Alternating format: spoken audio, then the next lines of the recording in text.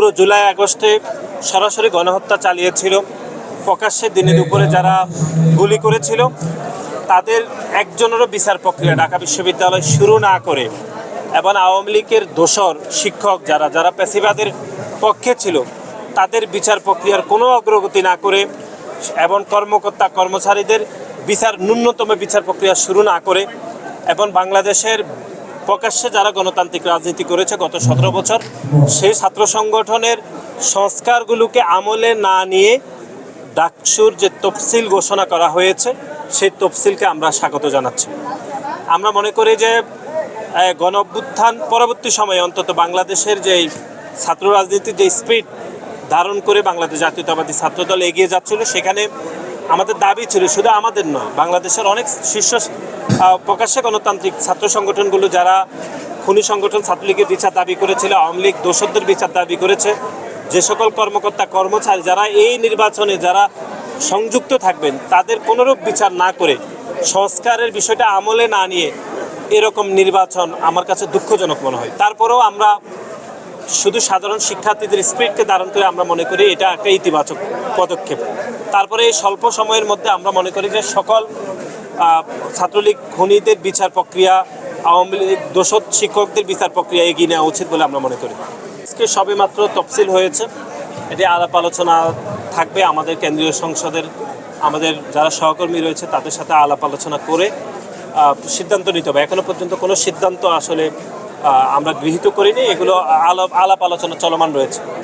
আর হচ্ছে শিবিরের সাথে হচ্ছে কোনো জোট হবে কি না, আমি মনে করি যারা অতীতে খুনি সংগঠন ছাত্রলীগের দোসর ছিল, যারা বিভিন্ন সময়ে ক্যাম্পাসে আওয়ামী লীগের পদ পদবি ব্যবহার করেছে, বিশেষ করে ছাত্রলীগের পদ পদবিতে ছিলেন, আওয়ামী লীগের বিভিন্ন প্রোগ্রামে যারা পেশিবাদের পক্ষে ছিলেন, গণতান্ত্রিকামী আন্দোলনকে দ্বারা নস্যাৎ করার জন্য খুনি সংগঠন ছাত্রলীগের সাথে মিলেমিশে আন্দোলন করেছেন, তাদের সাথে নিশ্চয়ই জোট হওয়ার কথা না। এরকম একটি গণতান্ত্রিক ছাত্র সংগঠনের কোনোভাবে হওয়া উচিত না। এবং বাংলাদেশে যারা 17 বছর প্রকাশ্যে গণতান্ত্রিক রাজনীতি করেছে তাদের কারোই সাথে এরকম একটি সংগঠনের জোট হওয়ার কোনো অবকাশ আছে বলে আমার মনে হয় না। নির্বাচনের যে তফসিল ঘোষণা হয়েছে, এই তফসিল কি সঠিক টাইমে ঘোষণা হয়েছে আপনার কি মনে হয়, এবং সংস্কারের আরও প্রয়োজন ছিল কিনা? দেখুন, এটি তো শতভাগভাবে প্রয়োজন ছিল, কারণ আপনি জানেন যে ঢাকা বিশ্ববিদ্যালয়ের ছাত্র সংসদে যিনি বিপি হয়ে থাকেন অন্তত তিনি তো নির্বাচিত হবেন। এরকম একটি নির্বাচিত সংসদকে একটা অনির্বাচিত লোক এটি যদি পরিচালিত করেন, এটি কোনোভাবে গণ অভ্যুত্থানের স্পিরিটের সাথে যায় না।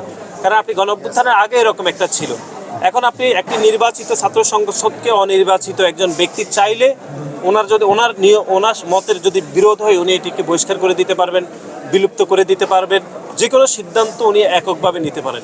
এরকম একটি দখলদারিত্ব সিদ্ধান্ত রেখে কিভাবে আপনি মনে করেন যে সংস্কার প্রক্রিয়া ইতিবাচক হয়েছে? সংস্কারের কোনো পলিসি বিশ্ববিদ্যালয় প্রশাসন কোনো গুরুত্ব না দিয়ে তফসিল ঘোষণা করেছে। আমরা মনে করি এটি খুবই দুঃখজনক। তারপরও শিক্ষার্থীদের বৃহত্তর স্বার্থে আমরা অন্তত তফসিল ঘোষণাকে স্বাগত জানাই।